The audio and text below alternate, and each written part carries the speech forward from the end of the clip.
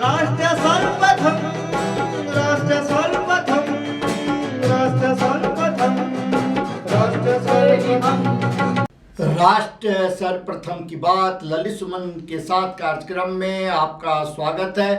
राष्ट्र सर्वप्रथम की बात ललित सुमन के साथ कार्यक्रम में हम आज जिस बात पर चर्चा करेंगे वह है जो देश के प्रधानमंत्री नरेंद्र मोदी लगातार भारत को विकास की दिशा में अग्रसर करने के लिए रात दिन बगैर अवकाश लिए काम कर रहे हैं और संपूर्ण देश को प्रेरित कर रहे हैं कि आप भी राष्ट्र को आगे बढ़ाने में अपनी भूमिका अदा कीजिए। इसके लिए जगह जगह से ऐसे लोगों को खोज कर निकाला जा रहा है जिन्होंने अब तक राष्ट्र को आगे बढ़ाने के लिए, राष्ट्र को सर्वप्रथम बनाने के लिए लगातार काम करते रहे, लेकिन वो कभी चर्चा में नहीं आए।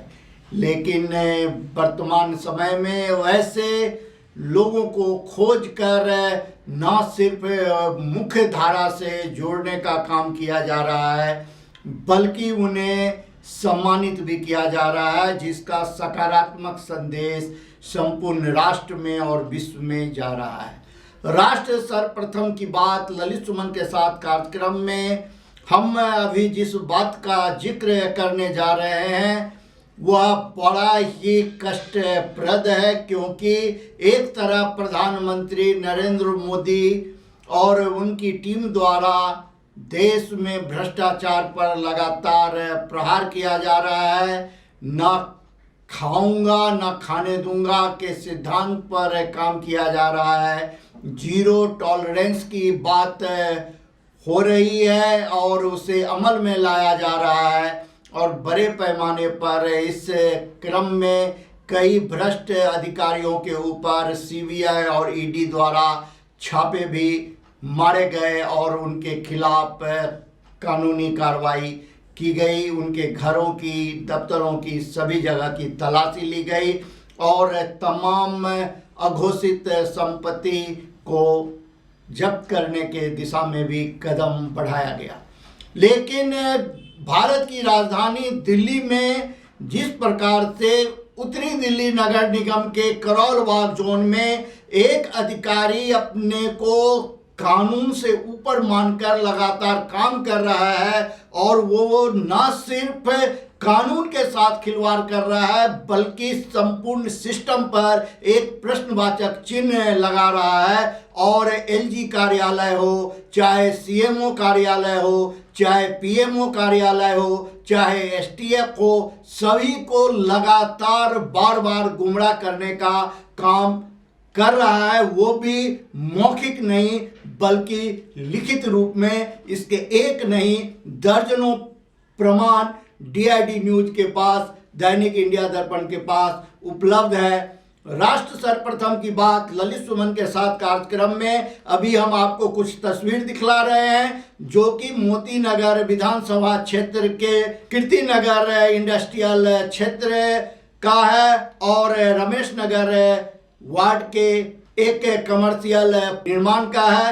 इस तरीके के सैकड़ों अवैध निर्माण और सरकारी भूमि पर अतिक्रमण का खेल लगातार यहाँ जारी है और ई कुमार महेंद्रा जिनके खिलाफ लगातार भ्रष्टाचार के इतनी सारी शिकायतें किए जाने के बाद स्टैंडिंग कमेटी की बैठक में उनके नाम पर दो बार आवाज स्टैंडिंग कमेटी के उपाध्यक्ष द्वारा ही उठाए जाने के बाद उनके खिलाफ अब तक कोई कार्रवाई नहीं की गई। और जब प्रधानमंत्री कार्यालय द्वारा उनके खिलाफ जांच का आदेश दिया गया और विजिलेंस ने जांच रिपोर्ट भेज दी डीसी करोल बाग के पास, उसके बावजूद भी कुमार महेंद्रा का अपने पद पर बना रहना और लगातार एलजी कार्यालय और एसटीएफ को गलत सूचना देकर लिखित में गुमराह करना, यह साफ बताता है कि ई कुमार महेंद्रा को ना तो कानून का डर है, न प्रधानमंत्री नरेंद्र मोदी के भ्रष्टाचार के खिलाफ चलाए गए मुहिम का उनके अंदर कोई भय है। राष्ट्र सर्वप्रथम की बात ललित सुमन के साथ कार्यक्रम में हम अभी चलते हैं ब्रेक पर, और ब्रेक के बाद हम फिर आपसे बात करेंगे किस प्रकार करोलबाग जोन के अंतर्गत भवन निर्माण विभाग में भ्रष्टाचार चरम पर है और ई कुमार महेंद्रा लगातार किस प्रकार गुमराह कर रहे हैं। आप कहीं जाए नहीं, हम अभी लौटकर आते हैं और आपसे फिर बात करते हैं।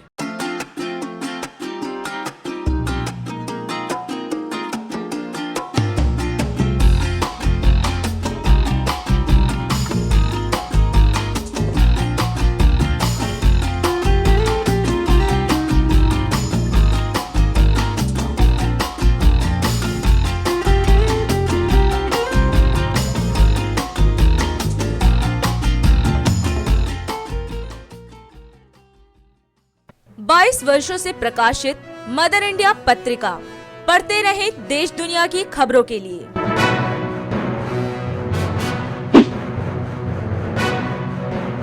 छब्बीसवें वर्ष में आपके लोकप्रिय समाचार पत्र इंडिया दर्पण का प्रवेश। आप भेजते रहे अपने क्षेत्र की खबरें।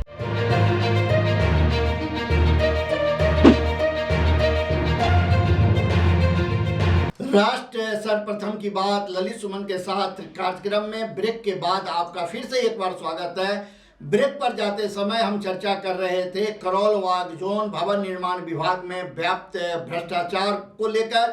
करोलबाग जोन के अंतर्गत जितने भी निगम क्षेत्र हैं सभी जगह इसी प्रकार से बड़े पैमाने पर अवैध निर्माण और अतिक्रमण का खेल जारी है। जब से कुमार महेंद्रा को करोलबाग जोन में ई के पद पर बैठाया गया उस दिन से लेकर अब तक लगातार भ्रष्टाचार के मामले बढ़ रहे हैं और कुमार महेंद्रा के खिलाफ आप चाहे कहीं भी किसी भी विभाग में शिकायत करें वह शिकायत उनके पास ही पहुंच जाता है। यह एक बहुत बड़ा विषय है कि आखिर जिस अधिकारी के खिलाफ भ्रष्टाचार का आरोप लगे और उसी अधिकारी के पास वह शिकायत पत्र पहुंच जाए तो फिर उसका क्या अंजाम हो सकता है आप बखूबी समझ सकते हैं।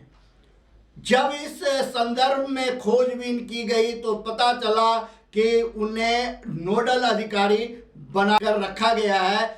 इसीलिए जहां कहीं से भी कोई जांच की बात चलती है, अवैध निर्माण के मसले चलते हैं, अतिक्रमण के मसले होते हैं तो सीधा कुमार महेंद्रा के पास ही वह शिकायत पत्र पहुंच जाता और कुमार महेंद्रा बड़े ही तरीके से अपने उस अधिकारियों को, जेई को, एई को, बिल्डर को बचाने के लिए लगातार एलजी कार्यालय को, लगातार एसटीएफ को, मॉनिटरिंग कमेटी को, पीएमओ को और सीएमओ को गुमराह करने का काम करते रहे हैं। इसके एक नहीं दर्जनों प्रमाण उपलब्ध है।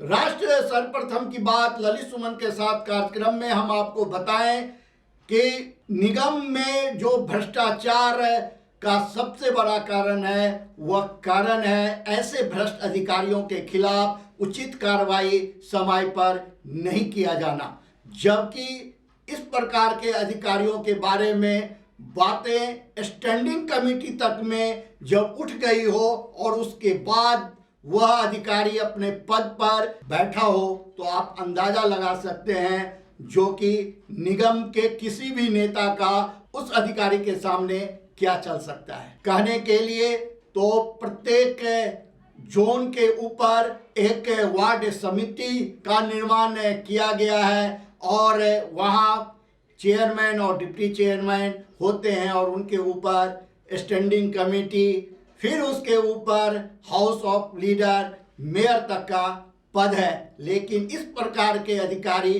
कुमार महेंद्रा जैसे अधिकारियों के खिलाफ कोई भी कार्रवाई नहीं हो पाती।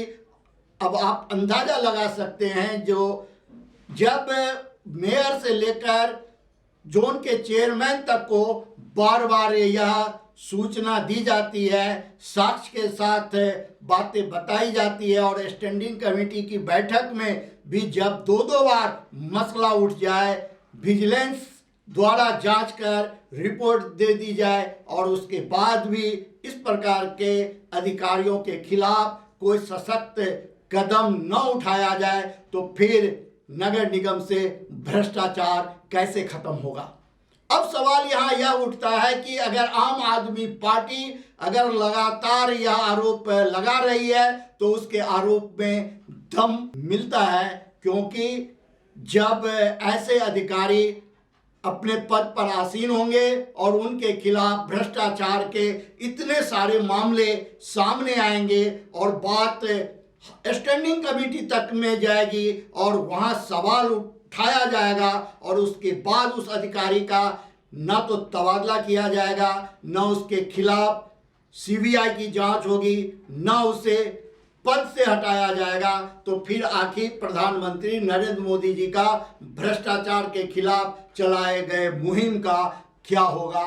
और नगर निगम के नेताओं द्वारा जो यह कहा जाता है भ्रष्टाचार के मामले में जीरो टॉलरेंस, उसका फिर क्या होगा। यह एक बहुत बड़ा यक्ष प्रश्न है जिसका जवाब नगर निगम के नेताओं को देना चाहिए।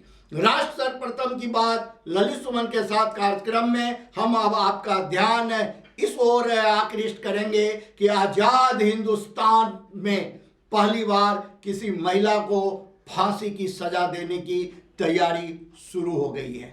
आजाद भारत के इतिहास में एक ऐसी महिला जो अपनी प्रेमी से मिलकर 7 लोगों का अपने ही परिवार में हत्या कर दी थी, उसे फांसी की सजा दिया जाएगा। अभी तिथि निर्धारित नहीं की गई है। राष्ट्र सर्वप्रथम की बात ललित सुमन के साथ कार्यक्रम में हम आपका ध्यान इस ओर भी आकृष्ट करना चाहेंगे कि छोटे किसान जब संगठित होकर बाजार में जाएंगे तो वे बड़े किसानों से ज़्यादा महत्वपूर्ण होंगे और जब छोटे किसान मजबूत होंगे तो भारत भी मजबूत होगा। प्रधानमंत्री नरेंद्र मोदी ने भी कहा है कि किसानों के लिए, छोटे किसानों के लिए देश में जो कृषि के माध्यम से अपना जीवन यापन करते हैं उन लोगों की जरूरत को देखते हुए नया कृषि कानून लाया गया, लेकिन उसका विरोध हो रहा है और सरकार उसकी समीक्षा कर रही है और लगातार इस पर काम चल रहा है। राष्ट्र सर्वप्रथम की बात ललित सुमन के साथ कार्यक्रम में हम आपको यह भी बता दें कि दिल्ली हाई कोर्ट में 400 जजों का पद रिक्त है, वहीं सुप्रीम कोर्ट में 4 जजों का पद रिक्त है। राष्ट्र सर्वप्रथम की बात ललित सुमन के साथ कार्यक्रम में आज हम आपसे यही विदा लेते हैं और हम आपसे मिलते हैं नए सवालों के साथ। राष्ट्र सर्वप्रथम, वंदे मातरम, जाग उठा है भारत। प्रधानमंत्री मोदी ने वीडियो कॉन्फ्रेंसिंग के जरिए आज नॉस्कॉम टेक्नोलॉजी एंड लीडरशिप फोरम के कार्यक्रम को संबोधित किया। बता दें कि ये सम्मेलन national association of software and services company के प्रमुख आयोजन का 29वां संस्करण है, जो कि 17 फरवरी से 19 फरवरी तक चलेगा। आपको बता दें कि जानकारी के अनुसार इस कार्यक्रम में 30 से अधिक देशों के 16 प्रतिभागियों ने हिस्सा लिया। इस कार्यक्रम के दौरान प्रधानमंत्री मोदी ने कहा कि पहले हम दूसरे देशों पर निर्भर रहते थे, लेकिन आज भारत बाकी देशों को वैक्सीन बांट रहा है। साथ ही उन्होंने कहा कि इस समय दुनिया भारत की तरफ एक नई उम्मीद और भरोसे के साथ देख रही है। तो वही संबोधन के आखिरी में प्रधानमंत्री मोदी ने कहा कि आप अपना ऐसा लक्ष्य तय करें जो देश के काम आ सके। जब पूरा देश घर की 4 दीवारी में सिमट गया था, तब आप घर से ही इंडस्ट्री को स्मूथली चला रहे थे। साथियों, ऐसी स्थिति में जब हर सेक्टर कोरोना से प्रभावित था, तब भी आपने करीब 2% की ग्रोथ हासिल की। जब डी ग्रोथ की आशंकाएं जताई जा रही थी, तब भी अगर भारत की आईटी इंडस्ट्री अपने रेवेन्यू में $4 बिलियन और जोड़े तो ये सचमुच में प्रशंसनीय है और आप सारी टीम अभिनंदन के अधिकारी हैं। एक ऐसा समय है जब दुनिया भारत की तरफ पहले से कहीं ज्यादा उम्मीद और भरोसे के साथ देख रही है। हमारे यहाँ कहा गया है, ना दैन्यम न पलायनम, यानी चुनौती कितनी भी मुश्किल हो, हमें खुद को कमजोर नहीं समझना चाहिए और ना ही चुनौती से डरकर पलायन करना चाहिए।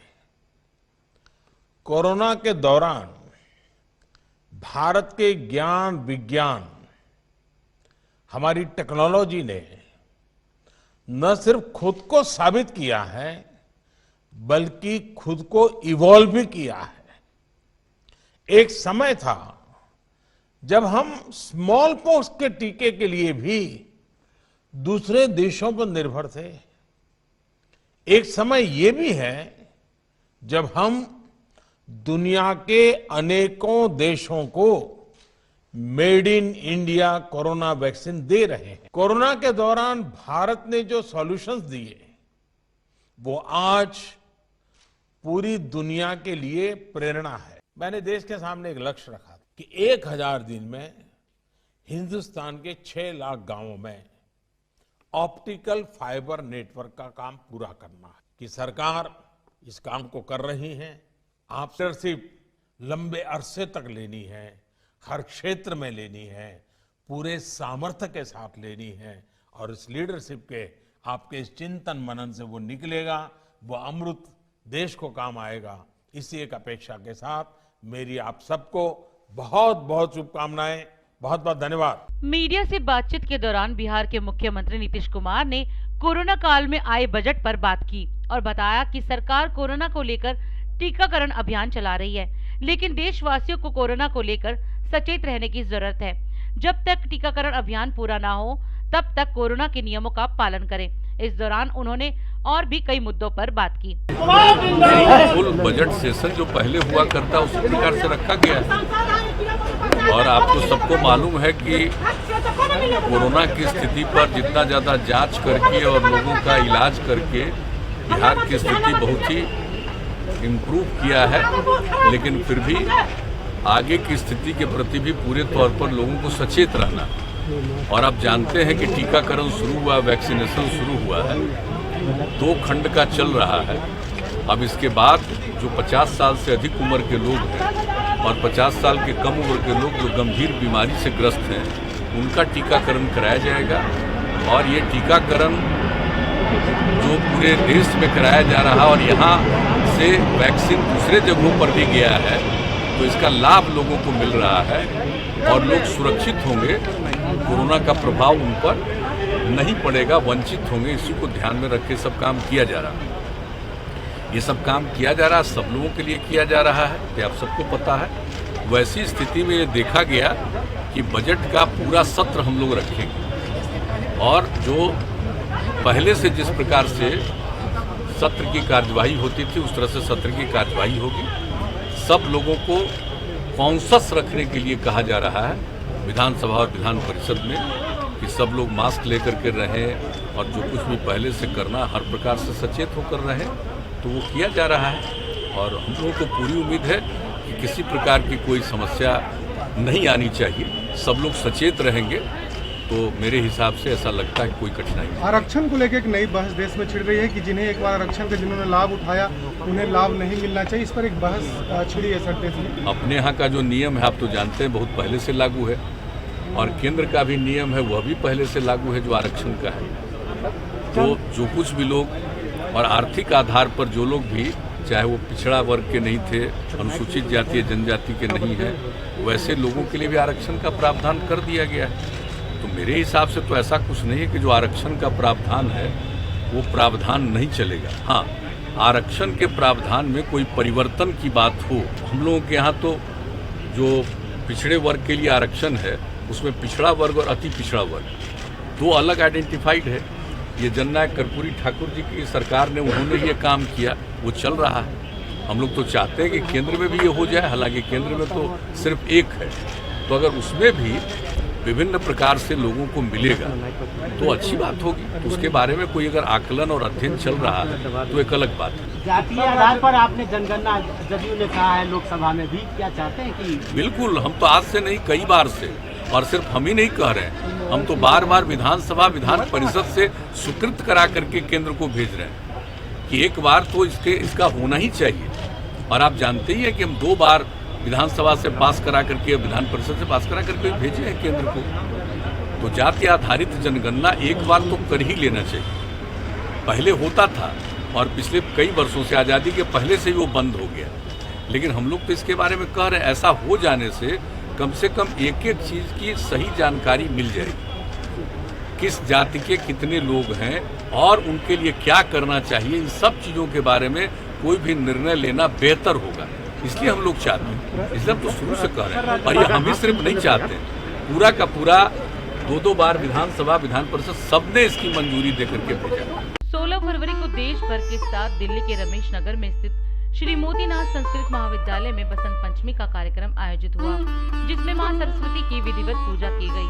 कार्यक्रम में क्षेत्रवासियों के साथ क्षेत्र के विधायक शिवचरण गोयल ने भी मां सरस्वती का आशीर्वाद प्राप्त किया। और आज 17 फरवरी को मां सरस्वती की पूजा अर्चना हुई और उसके उपरांत मां सरस्वती की मूर्ति का विसर्जन का कार्यक्रम आयोजित किया गया। इस अवसर पर राष्ट्र प्रथम की टीम से बातचीत के दौरान पंडित जी ने बसंत पंचमी के कार्यक्रम की जानकारी दी।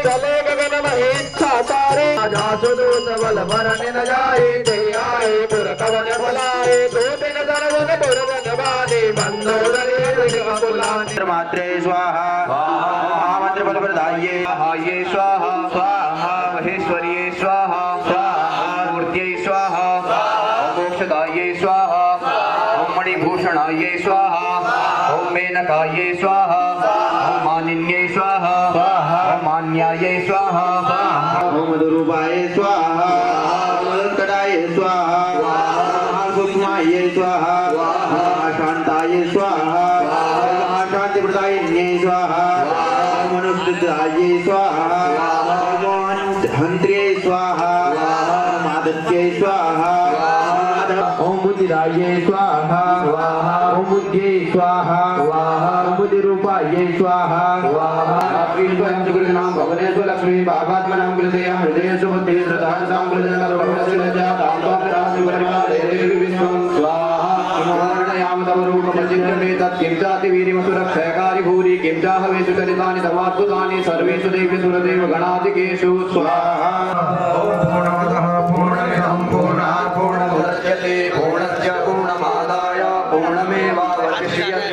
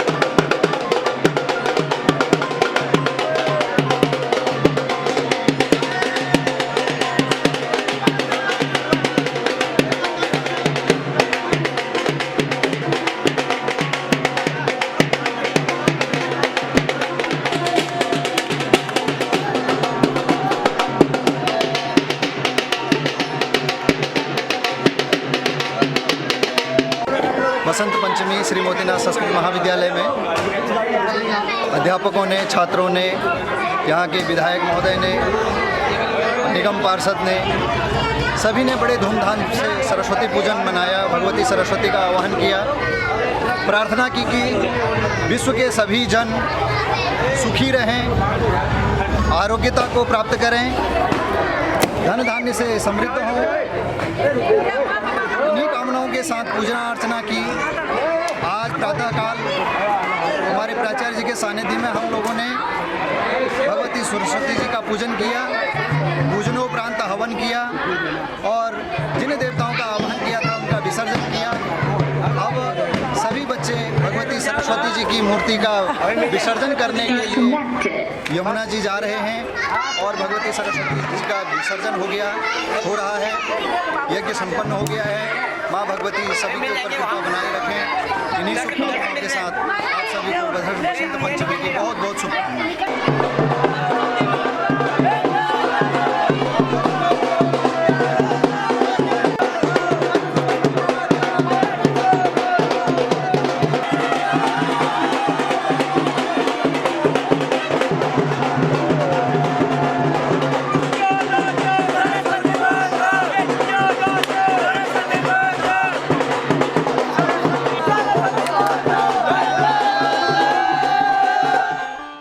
इस वीडियो को ध्यान से देखिए। ये भारत की राजधानी दिल्ली का वीडियो है। चोर बेखौफ होकर आराम से तिजोरी तोड़कर उसे लूट रहा है। ये घटना 14 फरवरी की रात करीब 2 बजे की है, जहां चोर करोल बाग अजमल खान रोड की फ्रूट मार्केट में एक कपड़े की दुकान पर हाथ साफ कर रहा है। दुकानदार ने अगले दिन सुबह यानी 15 फरवरी को दुकान खोली, तब उसे इस चोरी का पता चला, जिसकी सूचना उसने तुरंत करोल बाग पुलिस को दी। आपको बता दें कि चोर ने 4 लाख रुपए नकद, एक घड़ी और जरूरी कागजात चोरी कर लिए हैं। हालांकि पुलिस ने एफआईआर दर्ज कर चोर की तलाश में जुट गई है, पर अभी तक इस मामले में पुलिस को कोई सफलता हासिल नहीं हुई है। राष्ट्र सर्वप्रथम कैसे बनेगा, इस संदर्भ में आप राष्ट्रवासियों को क्या संदेश देना चाहेंगे?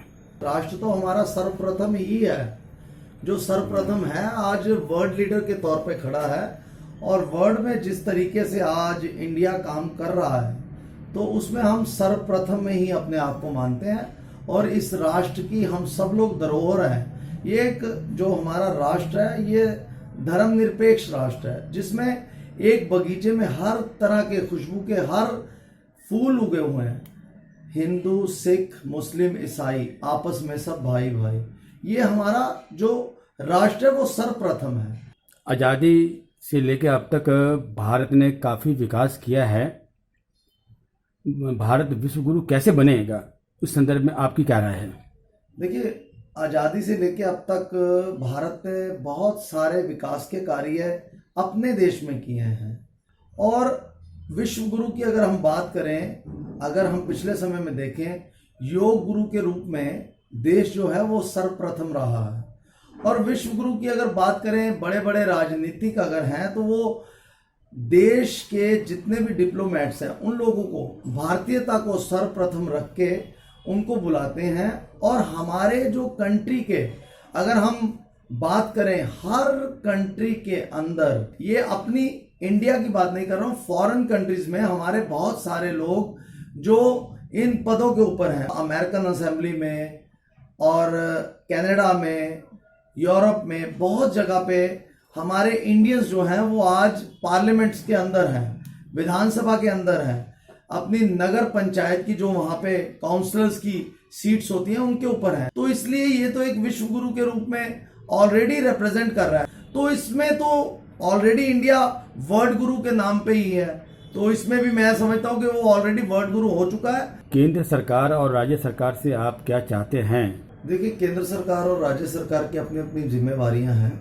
सर्वप्रथम मैं केंद्र सरकार से यही कहना चाहूँगा कि राष्ट्रीयता की भावना सब में बराबर की है और राज्य सरकार की ये जिम्मेवारी है कि राज्य सरकार लॉ एंड ऑर्डर, चाहे वो केंद्र के पास है, लेकिन अपने तौर पे भी उनको हर चीज ये ध्यान में रखना चाहिए कि हमें देश प्रथम और राष्ट्र भक्ति और राष्ट्र प्रथम की ही भावना लेके चलना चाहिए। अपना अपना अलग अलग जो हम लेके चलते हैं, मैं हिंदू, मैं सिख, मैं मुस्लिम, मैं ईसाई, ये नहीं। भारतीयता के लिए सर्वप्रथम होनी चाहिए कि हमारे देशभक्ति जो है वो प्रथम है। राष्ट्र सर्वप्रथम, राष्ट्र सर्वप्रथम, राष्ट्र सर्वप्रथम, राष्ट्र सर्वप्रथम।